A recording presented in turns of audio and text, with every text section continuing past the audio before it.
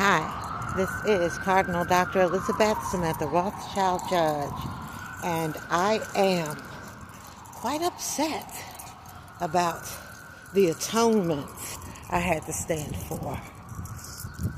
As a priest, I make atonement to God on behalf of persons whom I pastor, as well being a government official and a public official. I sometimes make atonement for the sins of those who are just in the environment or climate. Even though I'm not their pastor, even though I'm not their official shepherd. So things were happening, especially with my acknowledgement to who I am. People were behaving like they don't know who I am, or they don't know anything about me and what's going on with me, as though I am not who I am. I know that I have fame and renown. I knew that when I arrived here. But the problem wasn't just here, it was where I left from too. So the reason that I even left has come and settled into DC. But that's not the point I want to make. The point I want to make is when these little incidents happen, when people overtalk themselves into stupidity, when things are said condescendingly to me, when I'm contempted, when people commit felony contempt against me being a judge, there's an embarrassment in the air around that. So I determined to understand that. And all thy getting, get an understanding. So I was trying to understand, why in the world am I feeling or discerning this embarrassment when I'm not embarrassed? But there was embarrassment in the atonement. See, my guardian angel is an archangel, a seraphim.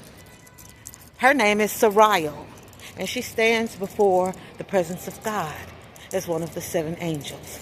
And quite recently, she alofted and left me in my enlightenment at this capacity, whereby I can understand that she is right next to me. I'm right next to Sariel.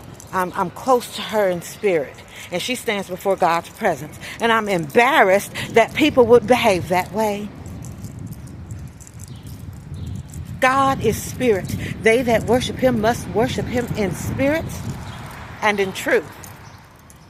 And in truth, people were facading.